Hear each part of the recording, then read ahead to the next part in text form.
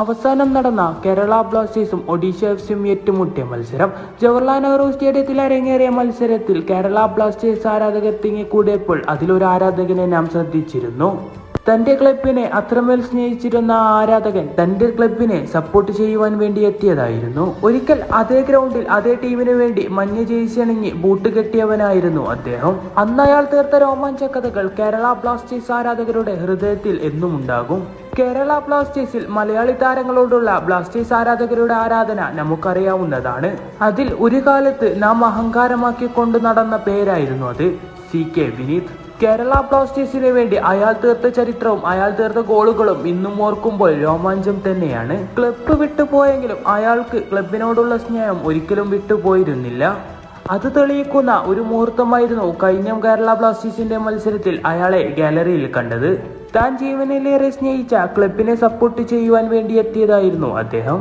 ഈയിടെ കുറച്ച് വിമർശനങ്ങളെല്ലാം ആ താരത്തിന് കേൾക്കേണ്ടി വന്നിരുന്നു. CK വിനീത് എന്ന പേര് കേൾക്കുമ്പോൾ തന്നെ കേരള ബ്ലാസ്റ്റേഴ്സ് ആരാധകരുടെ മനസ്സിലേക്ക് വരുന്ന ഒരു മത്സരമുണ്ട്.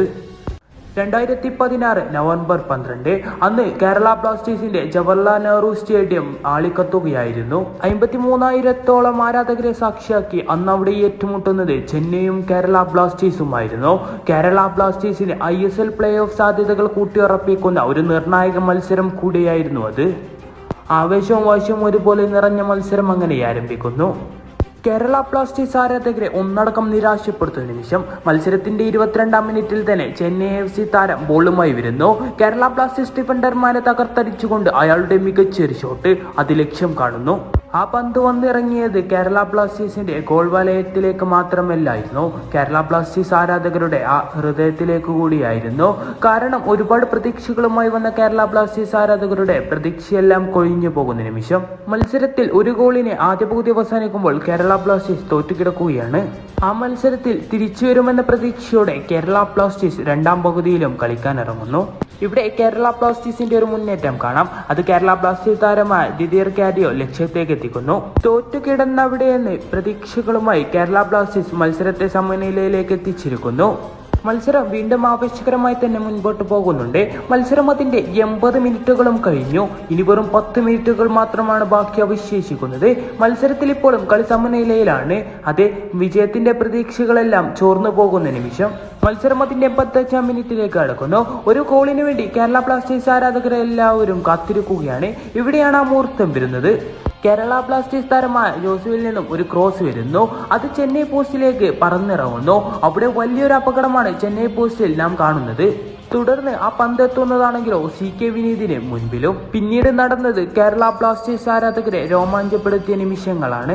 അതേ മത്സരത്തിൽ 1-1 എന്ന സ്കോറിൽ മത്സരം അവസാനിക്കുമോ എന്നും മത്സരം സമനിലയിൽ തീരുമോ എന്നും കേരള ബ്ലാസ്റ്റേഴ്സ് ആരാധകർ നിരാശയിൽ നിൽക്കുമ്പോഴാണ് കേരള ബ്ലാസ്റ്റേഴ്സിന്റെ രക്ഷകനായി അവരുടെ മലയാളി താരമായ CK വിനീത് അവതരിച്ചിരിക്കുന്നത്.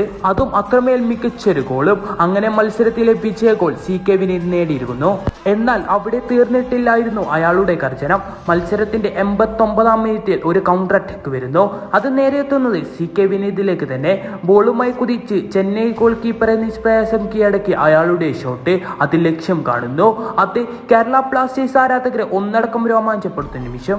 അത് കേരള ബ്ലാസ്റ്റേഴ്സിന് വേണ്ടി ഇതാ ഒരു മലയാളി താരം രക്ഷകനായി അവതരിച്ചിരിക്കുന്നു. അവസാന 10 മിനിറ്റിലേക്ക് മത്സരം കടക്കുമ്പോൾ വെറും സമനിലയിൽ നിന്ന മത്സരം അവസാനിക്കുമ്പോൾ 3-1 എന്ന സ്കോറിൽ കേരള ബ്ലാസ്റ്റേഴ്സ് വിജയിക്കുന്നു.